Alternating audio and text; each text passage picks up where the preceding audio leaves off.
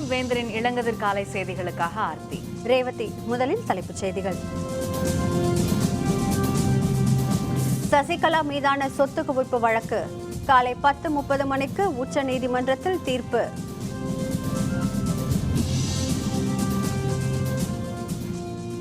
முதல்வருக்கு மேலும் ஒரு எம்பி ஒரு எம்எல்ஏ ஆதரவு எம்எல்ஏக்களின் எண்ணிக்கை 8ஆக உயர்வு.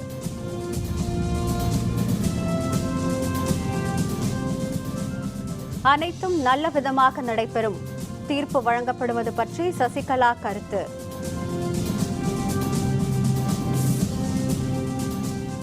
எந்த அணிக்கும் இப்போது ஆதரவு கிடையாது. திமுக உயர்நிலை கூட்டத்தில் முடிவு.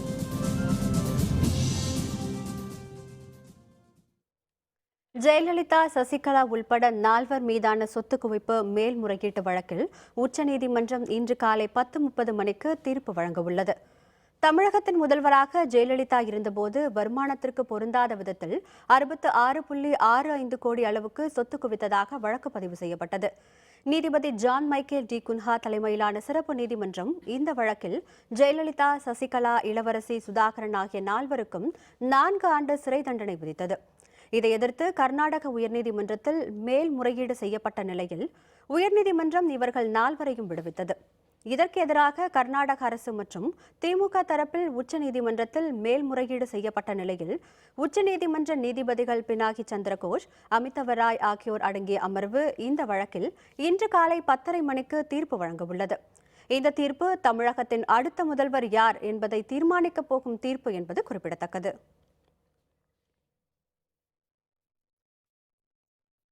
சொத்து குவிப்பு வழக்கில் மறைந்த முதல்வர் ஜெயலலிதா மற்றும் சசிகலா உள்பட 4 பேரின் விடுதலையை எதிர்த்து தொடரப்பட்ட மேல்முறையீட்டு வழக்கில் இன்று உச்சநீதிமன்றம் தீர்ப்பளிக்க உள்ளது. இந்நிலையில் இந்த வழக்கு கடந்து வந்த பாதையை இப்போது பார்க்கலாம். ஜூன் 14, 1996. ஜெயலலிதா 1991 முதல் 1996 வரை முதல்வராக இருந்தபோது வருமானத்துக்கு அதிகமாக 66.65 கோடி அளவுக்கு சொத்து சேர்த்ததாக அவர் மீதும் சசிகலா, இளவரசி சுதாகரன் உள்பட 4 பேர் மீதும் வழக்கு தொடரப்பட்டது. செப்டம்பர் 27, 2014. 18 ஆண்டுகளாக நடந்த இந்த வழக்கில் ஜெயலலிதா, சசிகலா, இளவரசி மற்றும் சுதாகரன் ஆகியோருக்கு 4 ஆண்டுகள் சிறை தண்டனை விதித்து சிறப்பு நீதிமன்ற நீதிபதி ஜான் மைக்கேல் டி குன்ஹா தீர்ப்பளித்தார். ஜெயலலிதாவுக்கு 100 கோடி அபராதமும் சசிகலா உள்பட மற்ற மூவருக்கும் தலா 10 கோடி ரூபாய் அபராதமும் விதிக்கப்பட்டது. செப்டம்பர் 29, 2014 இந்த தீர்ப்பை எதிர்த்து ஜெயலலிதா தரப்பு கர்நாடக உயர்நீதிமன்றத்தில் மேல்முறையீடு செய்து ஜாமீன் கோரியது. அக்டோபர் 7, 2014 ஜாமீனை நிராகரித்த கர்நாடக உயர்நீதிமன்றம் ஜாமீன் தர எந்த முகாந்தரமும் இல்லை என அறிவித்தது. அக்டோபர் 9, 2014 ஜாமீன் வழங்க கோரி உச்சநீதிமன்றத்தில் ஜெயலலிதா தரப்பு மனு செய்தது. அக்டோபர் 17, 2014 உச்சநீதிமன்றம் ஜாமீன் வழங்கியது. அக்டோபர் 18, 2014 21 நாள் சிறைவாசத்துக்கு பின் ஜெயலலிதா ஜாமீனில் விடுவிக்கப்பட்டார். ஜனவரி 5, 2015 கர்நாடக உயர்நீதிமன்றத்தில் CR குமாரசாமியை நீதிபதியாக கொண்ட சிறப்பு அமர்வு மேல்முறையீட்டு மனு மீதான விசாரணையை ஜனவரி 5ஆம் தேதி தொடக்கி 41 நாட்களில் நிறைவு செய்தது. மே 11, 2015 ஜெயலலிதா தரப்பினர் செய்த மேல்முறையீட்டின் மீதான விசாரணையின் முடிவில் நீதிபதி CR குமாரசாமி விசாரணை நீதிமன்றத்தின் தண்டனையை ரத்து செய்து 4 விடுதலை செய்து தீர்ப்பளித்தார். ஜூலை 6, 2015 இந்த விடுதலையை எதிர்த்து கர்நாடக மாநில அரசு மற்றும் திமுக பொதுச்செயலர் அன்பழகன் ஆகியோர் சார்பில் உச்சநீதிமன்றத்தின் மேல்முறையீட்டு மனுக்கள் தாக்கல் செய்யப்பட்டன. ஜூன் 7, 2016 இந்த மனுக்கள் மீதான விசாரணை கடந்த ஆண்டு ஜூன் மாதம் 7ஆம் தேதி முடிவடைந்த நிலையில் தீர்ப்பை உச்சநீதிமன்ற நீதிபதிகள் ஒத்திவைத்தனர். பிப்ரவரி 14, 2017 இந்த வழக்கில் இன்று காலை 10:30 மணிக்கு நீதிபதிகள் பினாகி சந்திரகோஷ், அமிதவ ராய் ஆகியோரை கொண்ட அமர்வு தீர்ப்பளிக்க இருக்கிறது.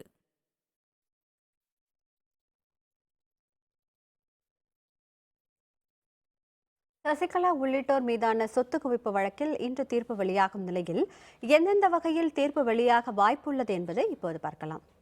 ஒருவேளை உயர்நீதிமன்ற உத்தரவு ரத்தாகி சிறப்பு நீதிமன்ற நீதிபதி குன்ஹா அளித்த தண்டனை மற்றும் அபராதம் உறுதி செய்யப்படலாம்.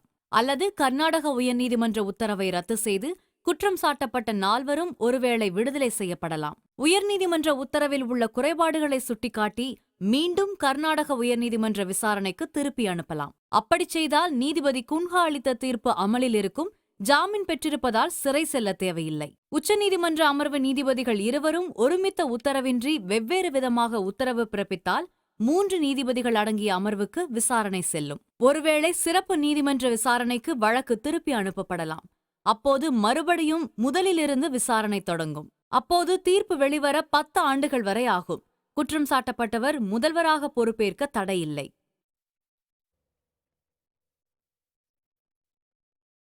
ஜெயலலிதா, சசிகலா உள்பட 4 மீதான சொத்து குவிப்பு மேல்முறையீட்டு வழக்கில் இன்று தீர்ப்பு வழங்கப்பட உள்ள நிலையில் சென்னை முழுவதும் 20,000 காவலர்கள் பாதுகாப்பு பணியில் ஈடுபட்டுள்ளனர்.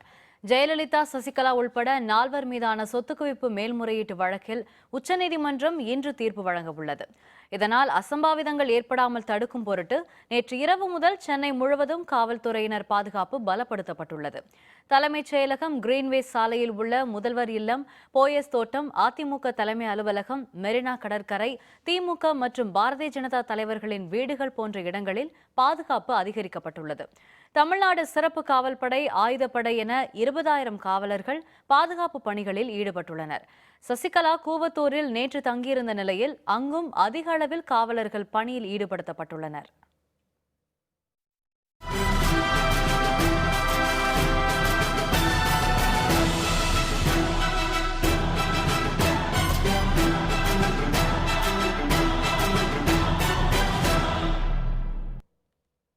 முதல்வர் பன்னீர்செல்வத்திற்கு நேற்று மேலும் ஒரு எம்எல்ஏவும் ஒரு எம்பியும் ஆதரவு தெரிவித்தனர்.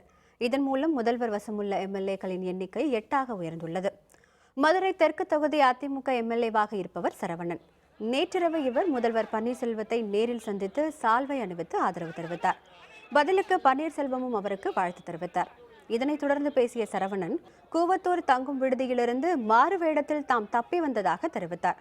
பின்னர் தான் தப்பி வந்த கதையை தனியாகவும் நேற்று செய்தியாளர்களிடம் அவர் விளக்கினார். ஒரு 4-5 எம்எல்ஏ சேர்த்துக்கிட்டு நான் பெர்முடாஸும் டிஷர்ட் போட்டு கிரிக்கெட் விளையாண்டுக்கிட்டே இருப்பேன். அதனால் என்னை ஒரு எம்எல்ஏவே அவங்க பார்க்கல. அது நான் ஒரு ப்ளஸ் பாயிண்ட்டாக எடுத்துட்டேன்.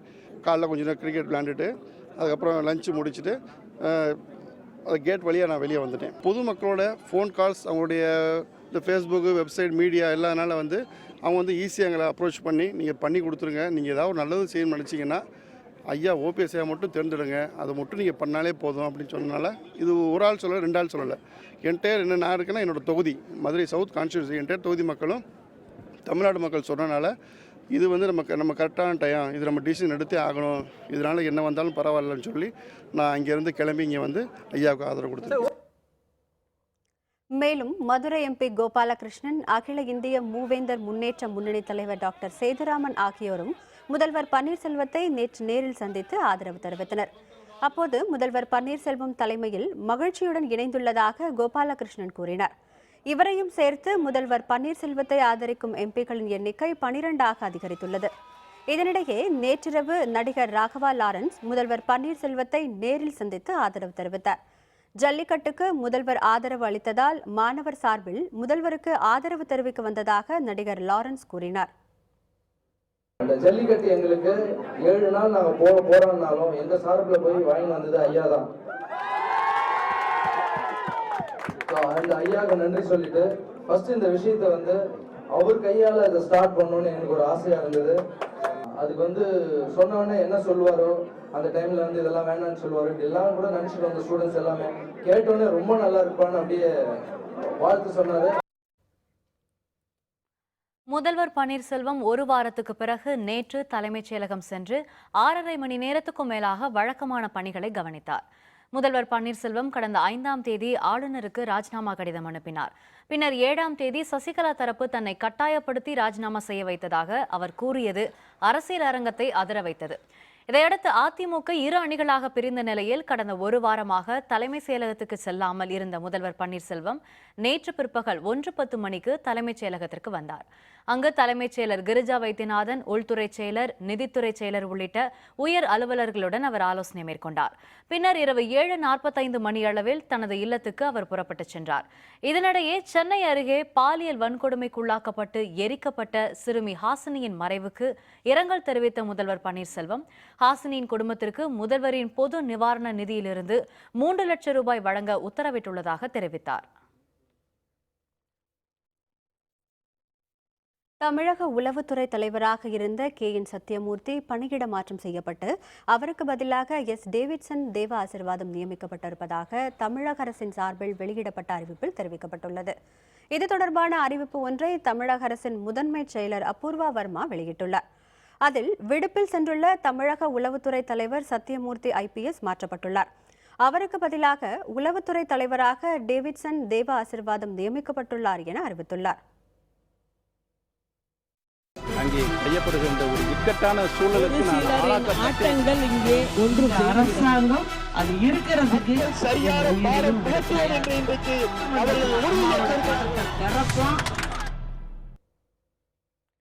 சொத்து குவிப்பு வழக்கின் தீர்ப்பு வெளியாக இருப்பது பற்றிய கேள்விக்கு அனைத்தும் நல்லவிதமாக நடைபெறும் என சசிகலா நம்பிக்கை தெரிவித்துள்ளார். சசிகலா ஆதரவு MLAக்கள் என கருதப்படுபவர்கள் காஞ்சிபுரம் மாவட்டம் கல்பாக்கம் அருகே உள்ள கூபத்தூரில் நட்சத்திர தங்கும் விடுதியில் தற்போது தங்கியுள்ளனர். நேற்று 3வது நாளாக அதிமுக பொதுச்செயலர் சசிகலா அவர்களை காண சென்றார். MLAக்களுடனான சந்திப்புக்கு பின் செய்தியாளர்களிடம் சசிகலா பேசினார். அப்போது சொத்து குவிப்பு வழக்கில் தீர்ப்பு வெளியாகிறது என்று செய்தியாளர்கள் கேட்டபோது சசிகலா அதற்கு நல்லதே நடக்கும் என பதிலளித்தார். எங்க 2 தலைவர்களுக்கும் புரட்சி தலைவர் கட்சி ஆரம்பித்தவர், அதை வழிநடத்தி இன்னைக்கு இவ்வளவு பெரிய அளவுக்கு கொண்டு வந்தாங்க எங்க அம்மா. அந்த 2 பேருடைய பேரையும் நாங்கள் எல்லோரும் உயிர் உள்ளவரை ஒற்றுமையாக இருந்து காப்பாற்றுவோம். முன்னதாக MLAக்கள் மத்தியில் பேசிய சசிகலா அடைத்து வைக்க MLAக்கள் என்ன மிருகங்களா என கேள்வி எழுப்பினார். MLAக்களை யாரும் அடைத்து வைக்கவில்லை, அவர்கள் சுதந்திரமாக இருக்கிறார்கள் என கூறிய சசிகலா இதை நிரூபிக்கும் வகையில் நேற்று கூவத்தூரில் தங்கப்போவதாக தெரிவித்தார். உயிருள்ளவரை அனைவரும் ஒற்றுமையாக இருந்து கட்சியையும் ஆட்சியையும் காப்பாற்றுவோம் எனவும் சசிகலா தெரிவித்தார். பன்னீர்செல்வம் சைட்ல என்ன சொல்றாங்கன்னா, இவங்க எல்லாம் போய் ஒரு ஹோட்டல்ல போட்டு அடைச்சி வச்சிருக்காங்க, இது என்ன மிருகமா என்ன அடைச்சி வைக்கிறது, எல்லாரும் சுதந்திரமா இருக்காங்க, இந்த ஊர் ஜனங்களும் பாக்குறாங்க, எல்லாரும் முகத்திலையும் சந்தோஷம் இருக்கு, எல்லாம் ஒற்றுமையா ஒரு குடும்பமா உட்கார்ந்துருக்கோம். அதிமுகவில் 2 அணிகள் வரும்போது எந்த அணிக்கு ஆதரவு என அப்போது முடிவு திமுக எடுக்கும் என கட்சியின் செயல் தலைவர் மு.க. ஸ்டாலின் தெரிவித்துள்ளார். சென்னை அறிவாலயத்தில் திமுக செயல் தலைவர் மு.க. ஸ்டாலின் தலைமையில் நேற்று கட்சியின் உயர்நிலை குழு கூட்டம் நடைபெற்றது. பொதுச் செயலர் அன்பழகன், தலைமைச் செயலர் துரைமுருகன், கனிமொழி, VP துரைசாமி, பெரியசாமி உள்ளிட்ட மூத்த நிர்வாகிகள் 25 பேர் அதில் பங்கேற்றனர். உள்ளாட்சி தேர்தலை உடனே நடத்த வேண்டும் என்பன போன்ற 11 தீர்மானங்கள் அங்கு நிறைவேற்றப்பட்டன. பின்னர் செய்தியாளர்களுடன் பேசிய மு.க. ஸ்டாலின் தமிழகத்தில் நிலையான ஆட்சி இல்லாததால் மக்கள் பாதிக்கப்பட்டுள்ளதாக தெரிவித்தார். அதிமுக இப்போ 2ஆக பிரிந்திருக்கலாம், 2 அணிகளாக இருக்கலாம். சசிகலா என்ற ஒரு அணி, OPS தலைமையில் ஒரு அணி இருக்கலாம். ஆனால் 2 அணியும் ஒட்டுமொத்தம் பார்க்கிறது அதிமுக என்பது தான். 5 வருஷமாக ஏற்கனவே ஜெயலலிதா தலைமையில் ஆட்சி இருந்தப்போ எப்படி இந்த நாடு குட்டிச்சுவரா போச்சோ, கொள்ளையடிச்சாங்களோ, அதுதான் இப்போவும் நடந்துக்கிட்டு இருக்கு.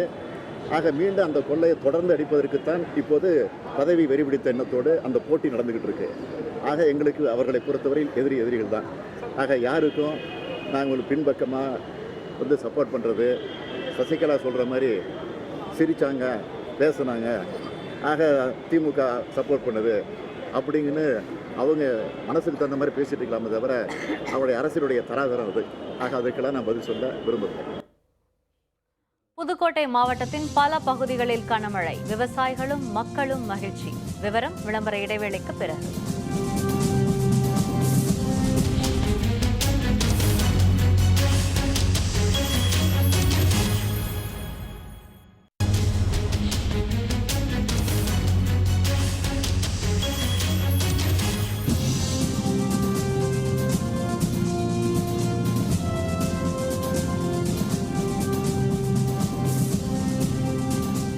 செய்திகள் தொடர்கின்றன. நாகப்பட்டினம் சட்டப்பேரவை தொகுதியில் நடைபெற்ற கருத்து கேட்கும் முகாமில் முதல்வர் பன்னீர்செல்வம் மற்றும் சசிகலா ஆதரவாளர்களிடையே கடும் வாக்குவாதம் ஏற்பட்டது. மனிதநேய ஜனநாயக கட்சியின் பொதுச் செயலர் தமீம் அன்சாரி நாகப்பட்டினம் பேரவை தொகுதியில் அதிமுக சார்பில் போட்டியிட்டு வெற்றி பெற்றார். தற்போது அதிமுகவில் குழப்பமான சூழ்நிலை நிலவி வருவதை அடுத்து தான் எந்த தரப்புக்கு ஆதரவு தருவது என்பதை முடிவு செய்யும் பொறுப்பை தொகுதி வாக்காளர்களிடம் அவர் ஒப்படைத்தார். தொகுதி மக்களின் கருத்தை அறிய நாகப்பட்டினம் எம்எல்ஏ அலுவலகத்தில் அவர் கருத்து கேட்பு பெட்டியை வைத்தார். அப்போது அங்கு வந்த பன்னீர்செல்வம் மற்றும் சசிகலா ஆதரவாளர்கள் இடையே கடும் வாக்குவாதம் ஏற்பட்டது. சிலர் எம்எல்ஏ தமீமுன் அன்சாரியை முற்றுகையிட்டனர். பின்னர் காவல்துறையினர் தலையிட்டு தமீமுன் அன்சாரியை பாதுகாப்பாக வெளியேற்றி அதிமுகவினரையும் கலைந்து போகச் செய்தனர். 199 பேர் ஓபிஎஸ்க்கு ஆதரவு கொடுத்து வந்திருக்கிறார்கள். மகளிர் அணியில் அதிகம் பேர் வந்திருக்கிறார்கள்.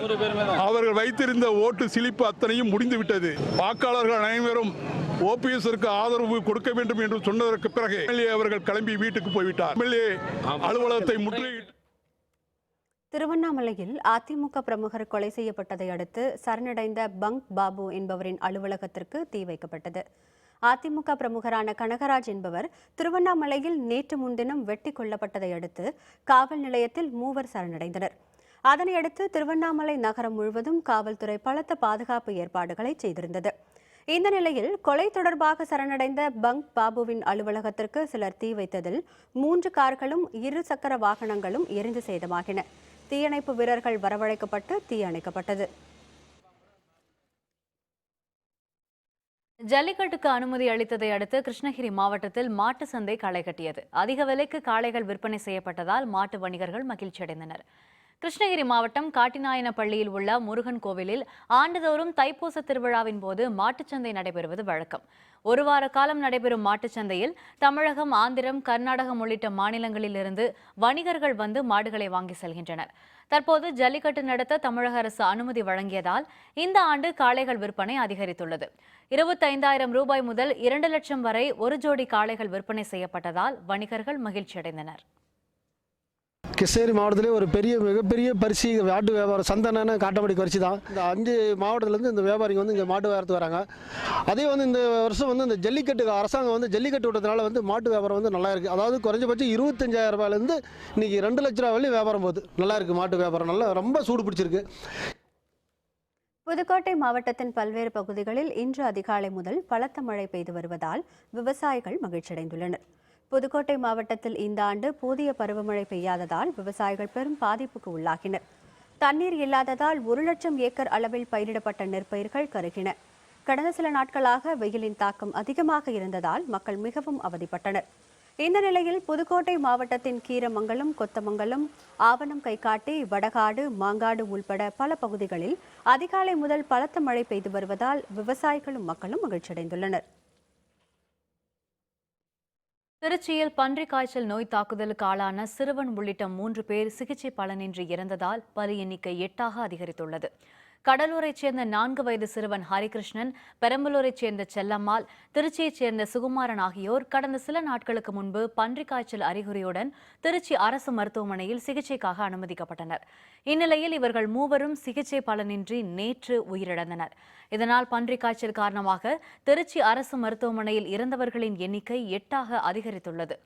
இதனிடையே பன்றிக் காய்ச்சல் அறிகுறியுடன் அனுமதிக்கப்பட்டுள்ள 10க்கும் அதிகமானோருக்கு தொடர்ந்து தீவிர சிகிச்சை அளிக்கப்பட்டு வருவது குறிப்பிடத்தக்கது.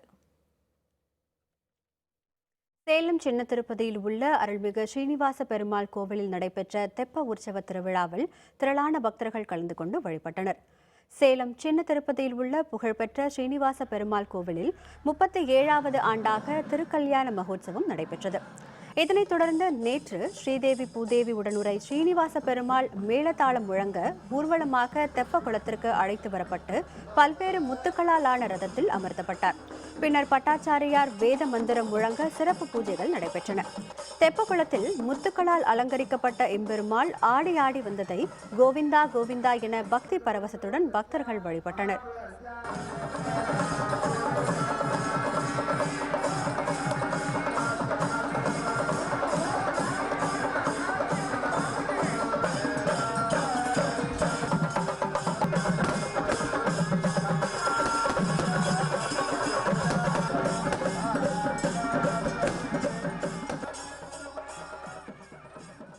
அருள்மிகு வெங்கடேச பெருமாள் ஆலயத்தில் எம்பெருமானுடைய விசேஷமான தொப்போற்சவை சீரந்தம் நடந்து கொண்டிருக்கிறது.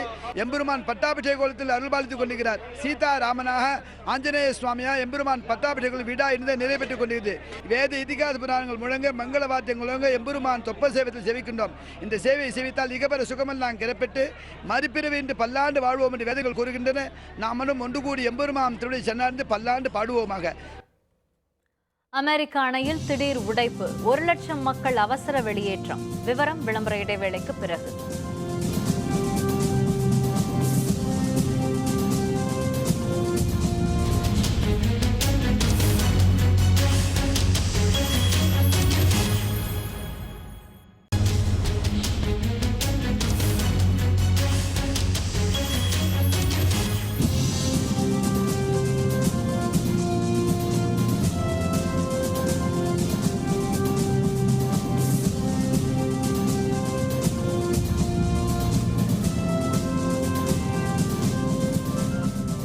செய்திகள் தொடர்கின்றன.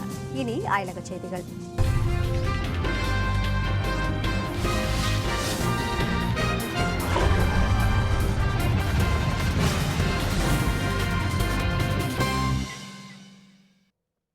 அமெரிக்காவில் வடக்கு கலிபோர்னியா மாகாணத்தில் உள்ள ஓரோவில் அணையில் ஏற்பட்ட உடைப்பு காரணமாக அப்பகுதியில் வசிக்கும் 1,00,000 மக்கள் வெளியேற்றப்பட்டு வருகின்றனர்.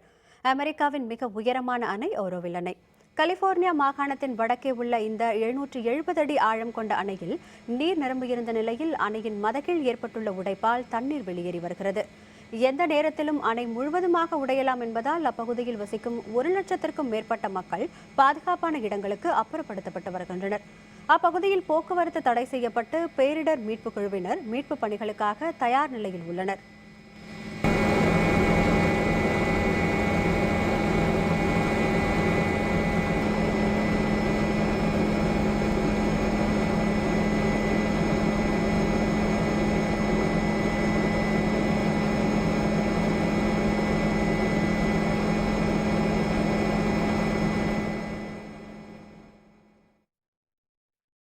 சிரியாவின் வடபகுதியில் IS தீவிரவாதிகளுக்கும் துருக்கி ராணுவத்துக்கும் இடையே நடந்த மோதலில் துருக்கி ராணுவ வீரர் ஒருவர் பலியானார். 4 பேர் காயமடைந்தனர்.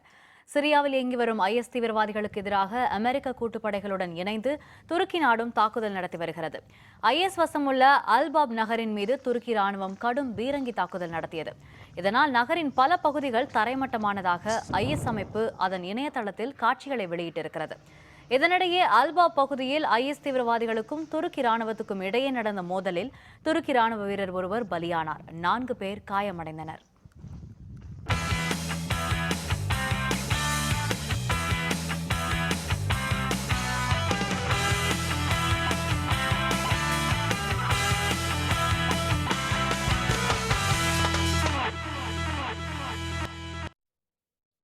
ஸ்பெயின் நாட்டின் பார்சிலோனா கால்பந்து அணியுடன் இன்று பல பரீட்சை நடக்கவுள்ள நிலையில் பிரான்ஸ் நாட்டின் பாரிஸ் செயின்ட் ஜெர்மன் அணி வீரர்கள் முனைப்புடன் பயிற்சியில் ஈடுபட்டனர். ஐரோப்பிய கால்பந்து அணிகளுக்கு இடையிலான போட்டியில் இறுதி 16 அணிகள் மோதும் கட்டம் தற்போது வந்துள்ளது. இதன்படி உலகின் தலைசிறந்த அணியான ஸ்பெயின் நாட்டின் பார்சிலோனா கால்பந்து அணியுடன் பிரான்ஸ் நாட்டின் பாரிஸ் செயின்ட் ஜெர்மன் அணி இன்று பல பரீட்சை நடத்தவுள்ளது.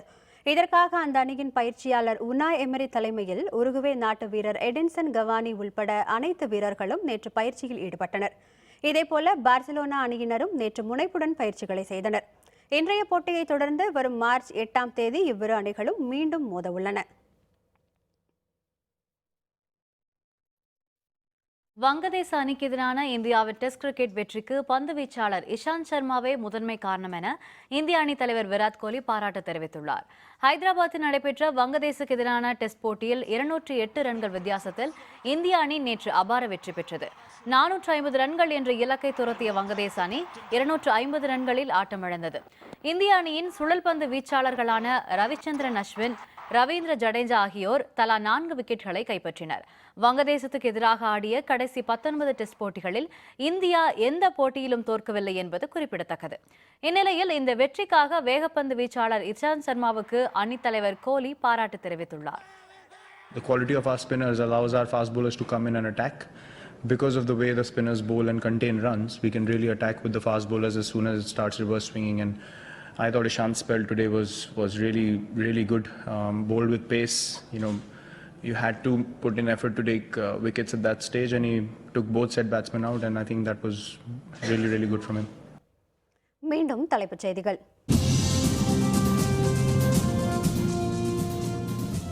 சசிகலா மீதான சொத்து குவிப்பு வழக்கு காலை 10:30 மணிக்கு உச்சநீதிமன்றத்தில் தீர்ப்பு.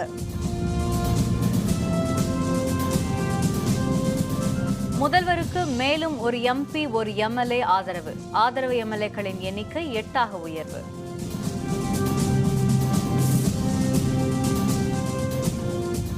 அனைத்தும் நல்ல விதமாக நடைபெறும், தீர்ப்பு வழங்கப்படுவது பற்றி சசிகலா கருத்து.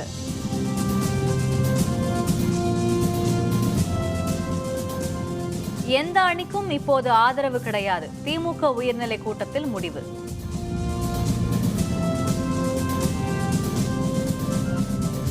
இத்துடன் வேந்தரின் இளங்கதிர் காலை செய்திகள் நிறைவடைந்தன. மீண்டும் பகல் 11 மணிக்கு வேந்தரின் இளங்கதிர் முற்பகல் செய்திகளில் சந்திப்போம். வணக்கம்.